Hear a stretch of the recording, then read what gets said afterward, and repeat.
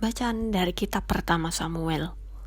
Pada suatu kali setelah mereka habis makan dan minum di Silo, berdirilah Hana, sedang Imam Eli duduk di kursi dekat tiang pintu bait suci Tuhan. Dan dengan hati pedih, ia berdoa kepada Tuhan sambil menangis terseduh-seduh.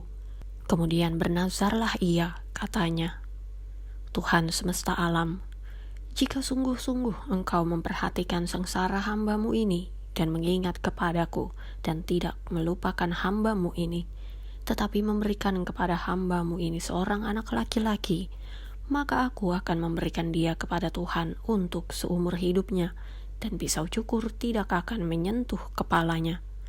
Ketika perempuan itu terus-menerus berdoa di hadapan Tuhan, maka Eli mengamat-amati mulut perempuan itu, dan karena Hana berkata-kata dalam hatinya, dan hanya bibirnya saja bergerak-gerak, tetapi suaranya tidak kedengaran, maka Eli menyangka perempuan itu mabuk.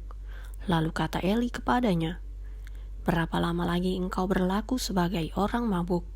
Lepaskanlah dirimu daripada mabukmu. Tetapi Hana menjawab, bukan tuanku, aku seorang perempuan yang sangat bersusah hati.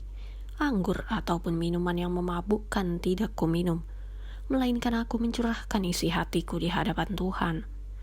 Janganlah anggap hamba-Mu ini seorang perempuan dursila, sebab karena besarnya cemas dan sakit hati aku berbicara demikian lama. Jawab Eli, pergilah dengan selamat, dan Allah Israel akan memberikan kepadamu apa yang engkau minta daripadanya. Sesudah itu berkatalah perempuan itu, biarlah hamba-Mu ini mendapat belas kasihan daripadamu. Lalu keluarlah perempuan itu. Ia mau makan dan mukanya tidak muram lagi. Keesokan harinya bangunlah mereka itu pagi-pagi, lalu sujud menyembah di hadapan Tuhan. Kemudian pulanglah mereka ke rumahnya di Rama. Ketika Elkana bersetubuh dengan Hana istrinya, Tuhan ingat kepadanya. Maka setahun kemudian mengandunglah Hana dan melahirkan seorang anak laki-laki. Ia menamai anak itu Samuel, sebab katanya, aku telah memintanya daripada Tuhan. Demikianlah sabda Tuhan. Mazmur tanggapan, hatiku bersukaria karena Tuhan penyelamatku. Lalu berdoalah Hana, katanya, hatiku bersukaria karena Tuhan, tanduk kekuatanku ditinggikan oleh Tuhan. Mulutku mencemoohkan musuhku, sebab aku bersukacita karena pertolongan-Mu. Hatiku bersukaria karena Tuhan penyelamatku. Busur pada pahlawan telah patah, tetapi orang-orang yang terhuyung-huyung pinggangnya berikatkan kekuatan. Siapa yang kenyang dahulu, sekarang menyewakan dirinya karena makanan. Tetapi orang yang lapar dahulu, sekarang boleh beristirahat. Bahkan orang yang mandul melahirkan 7 anak, tetapi orang yang banyak anaknya menjadi layu.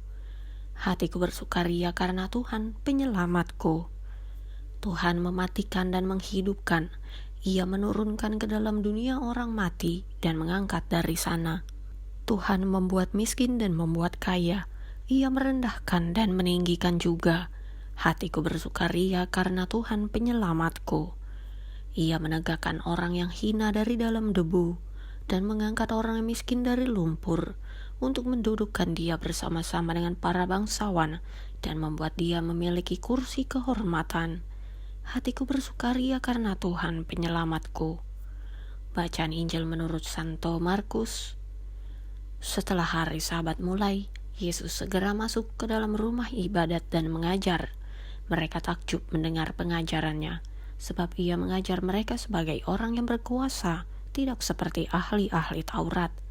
Pada waktu itu di dalam rumah ibadat itu, ada seorang yang kerasukan roh jahat. Orang itu berteriak, apa urusanmu dengan kami, hai Yesus orang Nazaret? Engkau datang hendak membinasakan kami? Aku tahu siapa engkau, yang kudus dari Allah. Tetapi Yesus menghardiknya, katanya, diam, keluarlah daripadanya. Roh jahat itu menggoncang-goncang orang itu, dan sambil menjerit dengan suara nyaring ia keluar daripadanya. Mereka semua takjub, sehingga mereka memperbincangkannya, katanya, apa ini? Suatu ajaran baru. Ia berkata-kata dengan kuasa. Roh-roh jahat pun diperintahnya, dan mereka taat kepadanya. Lalu tersebarlah dengan cepat kabar tentang dia ke seluruh penjuru di seluruh Galilea. Demikianlah Injil Tuhan.